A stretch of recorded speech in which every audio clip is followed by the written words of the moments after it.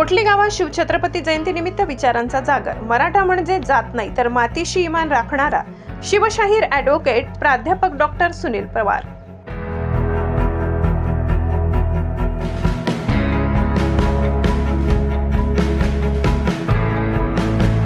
Doctor Babasaheb Ambedkar एकता युवा मंच कोटली खुर्द कुणाल भाऊ मित्र परिवार यांच्या संयुक्त विद्यमाने छत्रपती शिवाजी महाराज यांची जयंती जिल्हा परिषद शाळेत नुकतीच साजरी करण्यात आली.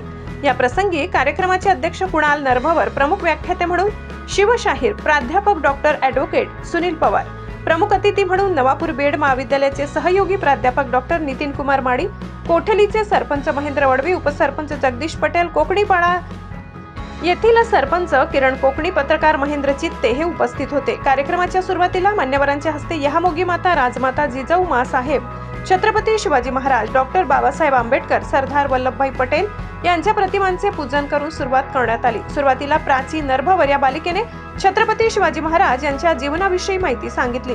मराठा म्हणजे जात नाही तर मातीशी इमान राखणारा माणूस होय, म्हणून झेंडा आणि जातीपातीच्या पलीकडे जाऊन समाजसुधारक यांचा अभ्यास युवकांनी करावा असा सल्ला शिवशाहीर प्राध्यापक डॉक्टर ॲडव्होकेट सुनील पवार यांनी दिलाय. कार्यक्रमाचे सूत्रसंचालन भटू नरभवर, प्रास्ताविक डॉक्टर नितीन कुमार माडी, आभार कार्यक्रमाचे अध्यक्ष कुणाल नरभवर यांनी मानले. कार्यक्रमात डॉक्टर नितीन कुमार माडी यांनी गायलेल्या शिवाजी महाराज यांच्या जीवनावरील गाण्याने प्रेक्षकांना मंत्रमुग्ध केले. कार्यक्रमाच्या यशस्वीतेसाठी रवींद्र नरभवर, नटू नरभवर, सूरज वडवी, अमन नरभवर, गुरकेश पवार, उमेश वडवी, योगेश नरभवर, योगेश पटेल, शुभम नाईक, जतीन वाकडे, विकी नरभवर, माया नरभवर, संगीता नरभवर, अंबिका नरभवर, जानवी नरभवर यांनी प्रयत्न केले. त्यांनी काय केलं, बोयांचे पाय तोडले आणि अफजल खानाचं मुंडकं छाटून आलं आणि शिवाजी महाराज म्हणतात, अरे इथं 9 ते 10 कुठं गेला? आणि त्याने योजनेमध्ये बदल केला म्हणून महाराज रागवले त्यांना. आणि मग त्या अफजल खानाचं मुंडकं कापून कुठं नेलं? राजगडावर एका कानोड्यामध्ये बसवलं. जिजाऊ महासाहेबांसमोर ते दाखवलं. त्या 32 दातांच्या बोकडाचा बळी हा शिवाजी महाराजांनी या स्वराज्याच्या वेदीवर दिलेला आहे. हे शिवाजी महाराजांचं कार्य आहे. मग अफजल खान, आंबेडकरांचं 60 वर्षाचं आयुष्य, संभाजी महाराजांचं 32 वर्षाचं आयुष्य, यांच्या आयुष्याचा अभ्यास करा, तुमच्या लक्षात येईल. आताच योगायोगाने डॉक्टर बाबासाहेब आंबेडकर यांचाच विषय शिकवत होतो. विद्यार्थ्यांनी विचारलं, सर अशा 2च गोष्टी सांगा की डॉक्टर बाबासाहेब आंबेडकरांनी सांगितल्या ज्या जीवनभरापर्यंत आम्ही स्मरणात ठेवू शकतो. 2च गोष्टी. त्यांचं पहिलं वाक्य, मी प्रथमतः भारतीय आणि अंतिमतःही भारतीय. इथून तुमची जात आणि धर्म सुटतो. आणि खानाला पहिले शामियानात जाऊन आलं, शामियाना बघितला आणि बघतो तर मोत्यांच्या झालरी, सोन्याच्या कमानी, सोन्यांनी रत्नांनी जडलेले पडदे हे बघून अफजल खान म्हणतो की एवढा लवाजमा, एवढी श्रीमंती या शिवाजीकडून आली कुठून? पंताजी पंत उत्तर देतात, पातशाहचे माल आहे, पातशाहच्या घरीच जाईल. अफजल खानाचा कॉन्फिडन्स दुणावतो. शिवाजी आपल्याला घाबरतो आणि म्हणून एवढी शिवाजीने आपली व्यवस्था लावलेली आहे असा त्याचा संभ्रमावस्था होते. शिवाजी महाराज बघतात, वरून सगळा मंडप दिसतो आणि म्हणतो की त्या मंडपात अजून एक व्यक्ती आहे. त्या व्यक्तीचं नाव आहे, आपण त्याला इतिहासात सय्यद बंडा म्हणतो, पण त्याचं नाव सय्यद बंडा नाही, त्याचं नाव बडा सय्यद होतं. आणि तो पटाईत होता.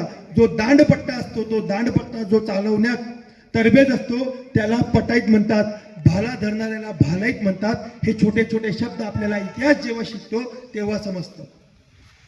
मग तेवढा बडा सय्यद सरकवला गेला. शिवाजी महाराजांचे अंगरक्षक बाणाच्या एका टप्प्यावर थांबले. अफजल खानाचे अंगरक्षक थांबले. शिवाजी महाराजांनी सांगितलं होतं, मी जर जिवंत आलो तर ठीक, पण जिवंत जर नाही आलो तर संभाजी राजांना गादीवर बसवा आणि स्वराज्य वाढवा. तोफेची इशारत केली जाईल. ज्या पद्धतीने तोफ होईल त्या पद्धतीने सर्व सैन्यांनी अफजल खानाच्या सैन्यावर तुटून पडायचं. कोणीही कुठं वरती काय झालं याचा विचार करायचा नाही. खानाचं सैन्य संपूर्णपणे नामोहरम करायचं. प्रतापगडाच्या पायथ्याशी खाली खानाचं सैन्य अफजल खान वरती भेटीला आलेला. आणि मग महाराज जातात, त्या शामियानात मध्ये आत घुसतात आणि अफजल खानाला बघतात. दिप्पाड देहाचा महिषासूर सारखा, राक्षसासारखा उंच पुढं 7 फुटाचा अफजल खान शिवाजी महाराजांसमोर. शिवाजी महाराजांची उंची जेमतेम 5 फूट 7 इंच. समोरासमोर बघतात. अफजल खान म्हणतो, आओ शिवाजी आओ, तुमने अली आदिल शाह का मुल्क काबिज किया, तुमने आदिल शाही के साथ गद्दारी की, तुम एक नाचीज शख्स हो। तुम हो क्या? तुम्हारे बाप दादा दौलताबाद में खेती करते थे, तुम किसान हो। शिवाजी महाराज बघतात, खान साहेब तुम्ही पण पैदाशी सरदार नाही, तुम्ही पण भटार खानातले एका भटाऱ्याचे म्हणजे आचार्याचे पुत्र आहोत। आचारी जो आपल्या इकडं आपण ते जेवण वगैरे बनवतो ना भंडारा, तो भंडारा बनवणारा त्याला आचारी म्हणतात, तू पण त्याचाच मुलगा आहे। मग तो सांगतो, खान त्यांना सांगतो, तुम्ही डर नाही लगता। शिवाजी महाराज सांगतात, तुला काय भ्यावे, भ्यावे तर प्रभू श्री रामचंद्रांना भ्यावे। आणि मग अफजल खान सांगतो, सब गिले शिकवे दूर रखते है, आओ गले मिलते।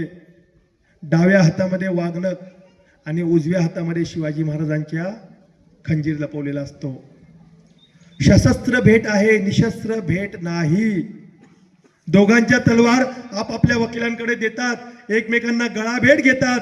अफजल खान पहिली भेट घेतो, दुसरी भेट घेतो, तिसरी भेट घेऊन डाव्या बगलेमध्ये छत्रपती शिवाजी महाराजांची मान दाबतो आणि लपवलेला अस्तरीत लपवलेला बिचवा काढतो आणि शिवाजी महाराजांच्या पाठीत मारतो। खर्र आवाज येतो। शिवाजी महाराज क्षणाचाही विलंब करत नाही, त्यांना माहिती आहे की खानाला ठार करावं लागेल।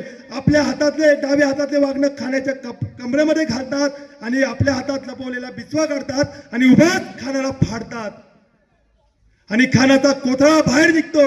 हमें क्या डराएगा मौत का मंजर, हम तो दहाड़ देते हैं, हम तो छत्रपति शिवाजी महाराज के भक्त हैं, जो खेल खेल में कितने अफजल फाड़ देते हैं। बंगळुरूला, कारण शहाजहानने काय केलेलं असतं, जेव्हा स्वराज्य स्थापनेचा प्रयत्न केला जातो शहाजी महाराजांकडनं, महाराज हारतात, निजामशाही बुडते आणि ते आदिलशाहीची चाकरी स्वीकारतात, तेव्हा शहाजहान एक पत्र पाठवतो आदिलशाहीला की इथं शहाजहान आहे तसा तिकडं शहाजी आहे, म्हणून शहाजीला काय करा, दक्षिणेत ठेवा, सह्याद्रीपासून तोडून ठेवा। आणि मग बंगळुरूला त्यांना पाठवलं गेलं। मग शिवाजी महाराज आपल्या आईबरोबर बंगळुरूला गेले, महाराज साहेबांना भेटले आणि तिथून त्यांनी सांगितलं की मी आता तुम्हाला पुन्हा महाराष्ट्रात सोडतो, वाटेमध्ये विजापूर ही आपली राजधानी लागेल, त्या ठिकाणी आपण थांबू, अली आदिलशाह बादशाहला मोहम्मद आदिलशाहला भेटू आणि तिथून पुढे जाऊ। त्यांचा एक मोठा भाऊ असतो संभाजी, जो कोणाकडे असतो, शहाजी राजांकडे। दोघं नवरा बायको गप्पा मारत असतात, कोणी किती संस्कार दिले, कोणी किती शौर्य दिलं, त्याचीच जणू काही परीक्षा असते, त्याच्यात जणू काही गप्पा असतात। आणि बंगळूरच्या वाटेवरून हळूहळू ते विजापूरला येतात। विजापूरच्या दरबाराचं काहीतरी नियम असतात, काहीतरी प्रोटोकॉल असतात, शहाजी राजांनी आपल्या मुलांना प्रोटोकॉल समजवलेले असतात। शिवाजी महाराज आईचा दर्जा देत होते, ते असं म्हणत नव्हते की ही माझ्या आईपेक्षा सुंदर आहे, माझी आई तर महान आहेच, पण माझी आई काय शिकवते मला की प्रत्येक स्त्रीमध्ये जगदंबा पाहिली पाहिजे। हे संस्कार छत्रपती शिवाजी महाराजांवर होते, हे त्यांच्या मुलावर पण होते। म्हणून 350 वर्षानंतर छत्रपती संभाजी महाराजांचं खरं चारित्र्य जगासमोर उभं राहिलं।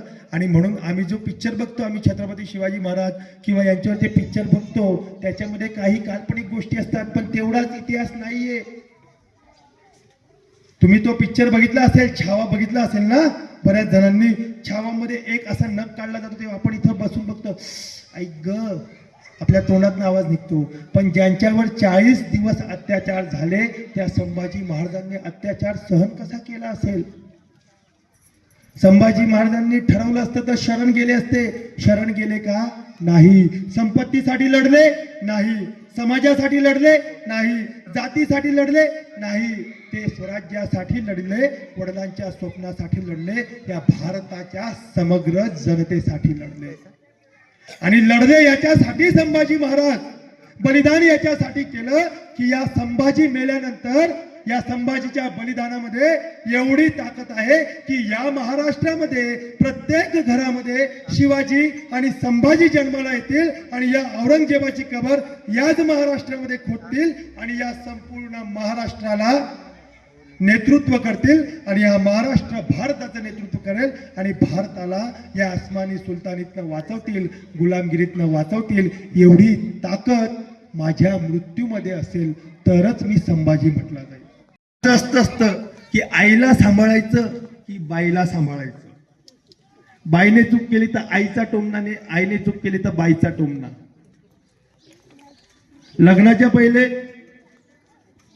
आई सांभाळते. लग्नाच्या नंतर आईच म्हणते अवदाखा बाईना गुलाम, बाईनच ऐकस. हे प्रत्येकाचे अनुभव आहेत. पण एक स्त्री काय असते?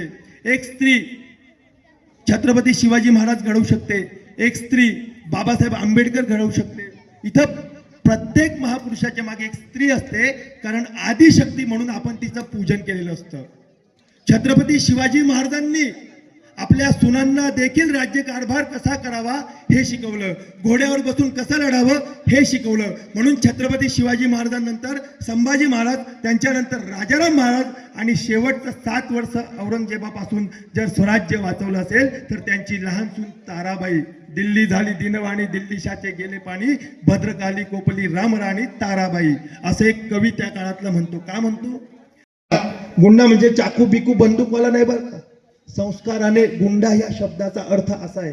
आम्ही कसा लावतो गुंडा हा शब्द कसा असतो? तलवार चाकू तोड्या पाण्या केला म्हणजे तो गुंडा. तो दादा दहशत, त्याला सगळे रामराम करतात. आमचा नेता, आम्हाला मार्गदर्शन करणारा व्यक्ती, शिवाजी महाराजांचं नेतृत्व गुण पहा. सांगितलं का त्यांनी? तानाजी तुझा अफजल खानाला मारू नये, बाजी तुझा अफजल खानाला मारू नये, येसाजी तुझा अफजल खानाला मारू नये. अफजल खानाच्या मगरमिठीमध्ये स्वतःच्या जीवाला संकटात टाकून छत्रपती शिवाजी महाराजांनी काय केलं? अफजल खानाला ठार केलं. त्याची पण एक मजेशीर कथा आहे. महाराजांनी, त्यांचे विचार तुमच्यामध्ये पेरले जातात ऑटोमॅटिकली. पूर्वी तुम्ही जर इतिहासाचा एखादा थेसिस काढला, आदिवासी समाजाचा अभ्यास केलेला असेल कोणी, तर आदिवासी लाजरा असतो, आदिवासी बुजरा असतो, आदिवासी असा असतो, आदिवासी महिला अशा असतात. बघा, एकच आई आलेली आदिवासी पेहऱ्यामध्ये मस्तपैकी. लीडरशिप आत्तापासून नाही करत आहे, पहिल्यापासून करत आहे, फक्त इतिहास समोर येत नव्हता म्हणून. मग लीडरशिप म्हणजे एखाद्या जाती व्यवस्थेची असते का? लीडरशिप छत्रपती शिवाजी महाराजांनी असं सांगितलं का फक्त मराठा समाजातले किंवा कुणबी समाजातले लोक माझ्याबरोबर येतील? महार असतील, मुसलमान असतील, साळी असतील, कोळी असतील, पटेल असतील, आदिवासी असतील, असा एकही जातीतला एकही माणूस नव्हता की जो छत्रपती शिवाजी महाराजांच्या स्वराज्यामध्ये मावळ्यांशी लढायचं असेल तर विचारांना हरवायचं असेल तर विचार आणणं महत्वाचं आहे. आणि ते विचार पुस्तकाच्या माध्यमातून येतं, महापुरुषांच्या चरित्रातून येतं. आणि म्हणून माझी प्रत्येक आया बहिणींना विनंती आहे, पुरुषांपेक्षा बी, की त्यांनी छत्रपती शिवाजी महाराज वाचले पाहिजे, त्यांनी बाबासाहेब आंबेडकर वाचले पाहिजे, त्यांनी महात्मा फुले वाचले पाहिजे, आणि ते गर्भावस्थेत वाचले पाहिजे. कारण आपल्या मुलांना देखील त्यांचे संस्कार पडतील. आणि उद्याला पुन्हा या देशाला जर राजमाता जिजाऊ मिळाल्या तर राष्ट्रपिता महात्मा फुले मिळतील, छत्रपती शिवाजी महाराज मिळतील, आणि भारतरत्न डॉक्टर बाबासाहेब मिळतील. म्हणून जाता जाता एकच सांगतो शिवाजी महाराजांच्या चरित्रावरनं की बन सहारा बेसहारों के लिए, बन किनारा बेकिनारों के लिए, जो जिए अपने लिए तो क्या जिए, जी सके तो जी हजारों के लिए, जी सके तो जी हजारों के लिए. तुमच्यापैकी की माटी में शिव छत्रपति ने घुसा दिया था भगवा उसकी छाती में. हे माय भवानी, हमें भी तुम शिवबा की जैसी भक्ति दो, अफजल को फाड़ने शक्ति दी, वैसे हमें भी शक्ति दो, फिर गाड़ देंगे हम हर अफजल को भारत माँ की माटी में. शिव छत्रपति ने घुसा दिया था भगवा उसकी छाती में, शिव छत्रपति ने घुसा दिया था भगवा उसकी छाती. ठरत असेल तर तो रंग मला कधीच नकोय. शौर्य आणि त्यागाचं प्रतीक म्हणजे भगवा झेंडा, आणि शांतीचं आणि उत्थानाचं प्रतीक म्हणजे निळा झेंडा. एकलव्य कशाचं प्रतीक आहे? एकलव्य कुठल्या समाजाचं प्रतीक नाही आहे. तर एकलव्य असं म्हणतं की तुमच्याकडे शाश्वत गुरु नसेल तर तुम्ही एखाद्या मूर्तीला गुरु मानून तुमच्या ध्येयापर्यंत पोहोचा. जर तुमच्याकडे गुरु नसेल तर तुमच्याकडे पुस्तक असलं पाहिजे. हे पुस्तक वाचून तर डॉक्टर बाबासाहेब मोठे झाले होते, आणि जे पुस्तक वाचतात त्यांचं मस्तक कुणाच्याही समोर नतमस्तक होत नाही. हा आपला इतिहास आहे.